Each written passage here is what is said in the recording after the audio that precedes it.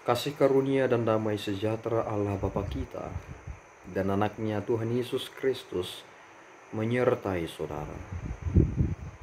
Amin.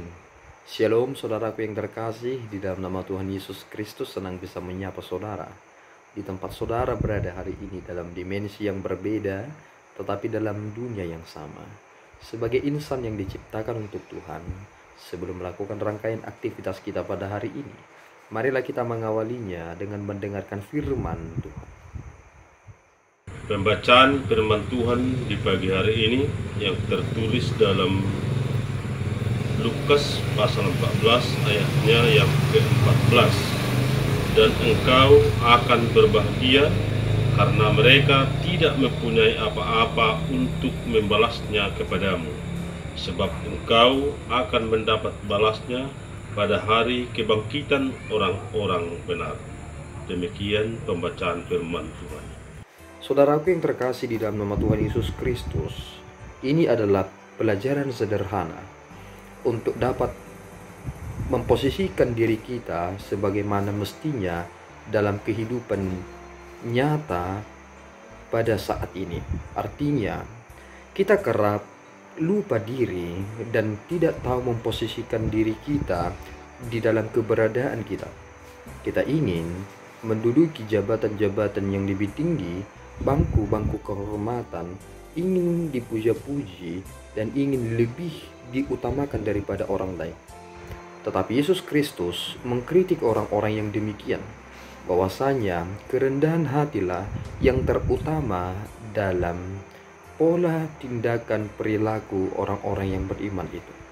Apakah saudara menyadari satu hal, bahwa lebih mudah bagi manusia untuk meninggikan diri? Ternyata kerendahan hati itu membutuhkan perjuangan yang besar. Terkadang kekecewaan akan menghampiri orang-orang yang berusaha belajar untuk rendah hati. Tetapi apakah kita akan berhenti ketika kita mendapati diri kita berada di dalam kekecewaan itu?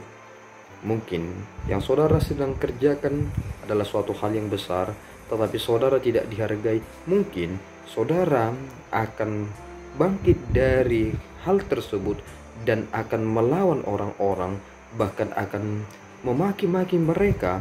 Mungkin juga saudara akan menghajar mereka karena mereka tidak menghargai saudara. Segala sesuatu yang terjadi itu ternyata bersumber dari diri saudara. Jika saudara mengerti tentang apa yang disampaikan oleh Yesus Kristus, bahwasanya siapa yang meninggikan diri, ia akan direndahkan, dan barang siapa merendahkan diri, ia akan ditinggikan.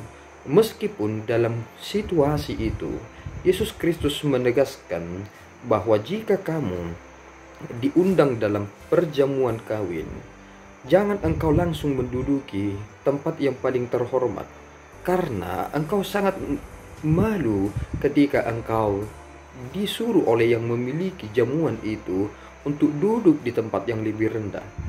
Lebih baik duduk di belakang, tetapi mereka kemudian memanggil saudara untuk duduk di bangku yang telah dipersiapkan bagi saudara. Itu adalah pola hidup yang penting dalam keberadaan kita. Artinya saudaraku, kebanyakan kita hanya ingin menunjukkan siapa diri kita, dan bahayanya itu adalah kebutuhan yang terjadi saat ini. Ingin menunjukkan siapa kita, siapa diri ini, sehingga orang-orang melihat dan mengakui. Itu menjadi hal yang sering kita kejar dalam dunia ini. Apa yang kita tampilkan, apa yang kita miliki, kita tunjukkan kepada orang lain, supaya orang lain memberikan suatu ucapan tentang siapa kita yang sesungguhnya. Dan kita seolah-olah bukanlah orang yang seperti yang mereka pikirkan. Tetapi memikirkan apa yang dikatakan oleh Yesus Kristus ini merupakan usaha untuk terus merendahkan diri, adalah perjuangan yang berat. Susah untuk menjadi orang yang rendah hati, tetapi Yesus Kristus menjadi contoh dan teladan bagi kita. Bagaimana ia merendahkan hatinya, bahkan merendahkan dirinya, sehingga ia mengambil kita kembali kepada pangkuan Bapa, sehingga kita mendapatkan kemuliaan di dalam Allah dengan diberikannya mahkota kehidupan ini. Bukankah kita akan melihat bahwa kerendahan hati itu adalah kekuatan untuk dapat mengumpulkan dan untuk memperoleh banyak hal? Jika itu adalah kekuatan saudaraku, mengapa saudara tidak terus belajar untuk merendahkan hati dan melihat bagaimana Allah menyatakan anugerah itu kepada kita?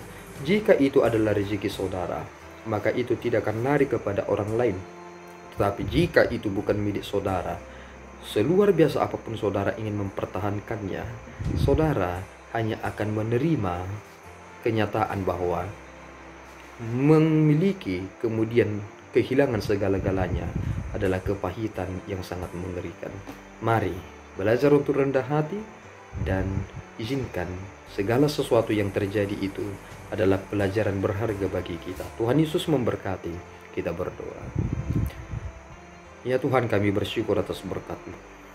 Terima kasih Bapa atas anugerah-Mu yang menolong dan menuntun kami di dalam Roh Kudus-Mu untuk tahu bersikap dan bertindak, bahwa kami harus senantiasa merendahkan diri kami, rendahkan hati kami, supaya kami tidak menjadi orang yang gila jabatan, gila hormat, tetapi kami lebih mendahulukan dan mengutamakan untuk meninggikan-Mu saja. Pimpin kami ya Tuhan, supaya kami sesuai dengan kehendak-Mu, sehingga kami menunjukkan betapa dahsyatnya kuasa-Mu yang Engkau akan nyatakan kepada orang-orang yang senantiasa hidup dalam kerendahan hati itu. Terpuji Engkau ya Bapa, di dalam Yesus kami telah berdoa dan mengucap syukur. Anugerah Tuhan kita Yesus Kristus, kasih setia Allah Bapa, dan persekutuan Roh Kudus menyertai saudara. Amin. Tuhan Yesus memberkati.